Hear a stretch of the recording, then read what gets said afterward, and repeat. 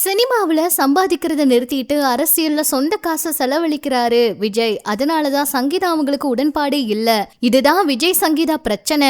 விஜய் அரசியலுக்கு போக கூடாது, இத பயமுறுத்துறதுக்கு தான் இப்படி விவாகரத்து நோட்டீஸ். விஜய் தன்னோட மனைவிய குடும்பத்தை பிரிய தயாராவே இல்லன்னு, விவாகரத்து தரமாட்டார்னு விஜய்க்கு நெருக்கமானவர்கள் என்ன சொல்றாங்கன்னு தெரியுமா? தமிழக அரசியல் மற்றும் சினிமா வட்டாரங்கள்ல கடந்த சில நாட்களாகவே பெரும் பேசு பொருளா இருக்கிறது நடிகர் விஜய் மற்றும் அவரோட மனைவி சங்கீதா இடையிலான குடும்ப பிரச்சனை தான். குறிப்பா விஜய் தீவிர அரசியல்ல இறங்கி இருக்க நிலையில அவரோட தனிப்பட்ட வாழ்க்கையில ஏற்பட்டிருக்க இந்த விரிசல் அவங்க தனிப்பட்ட வாழ்க்கையை பாதிக்குமா அப்படிங்கிற விவாதமும் எழுந்திருக்கு. விஜய் அவருடைய அரசியல் வருகைக்கும் சங்கீதாவுடனான மனக்கசப்பிற்கும் இடையே ஆழமான ஒரு பொருளாதார காரணம் இருக்கிறதாகவும் தற்போதைய தகவல் தெரிவிக்குது. சினிமாவில கோடிக்கணக்கில் சம்பாதிக்கிறத நிறுத்திட்டு மக்கள் பணிக்காக தன்னோட சொந்த சேமிப்பை செலவழிக்கிறதுல சங்கீதா அவங்களுக்கு உடன்பாடு இல்லையாம். சங்கீதா அவங்களை பொறுத்த வரைக்கும் விஜய் சினிமாவுல உச்சமா இருக்கும் போதே பாதுகாப்பான எதிர்காலத்தை கட்டமைக்கணும் அப்படின்னு விரும்பி இருக்காங்க.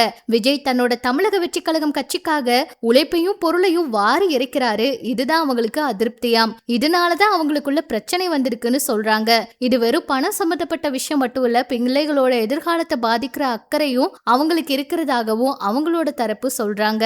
விஜய் அரசியலுக்கு செல்வதை தடுப்பதற்கோ அவரை பயமுறுத்துவதற்கோ தான் விவாகரத்து நோட்டீஸ் அப்படிங்கிற கேள்வியும் எழுந்திருக்கு. ஆனா உண்மையா என்ன நடந்திருக்கு? அப்படி ஒருவேளை விஜய் அவர் மேல அவங்களுக்கு உண்மையாலுமே இந்த மாதிரி ஒரு அக்கறை இருந்திருந்தா அவங்க இவ்வளவு தூரம் அவருடைய பெயரை கெடுக்கணும் அப்படின்னு எல்லாம் நினைச்சிருக்கவே மாட்டாங்க.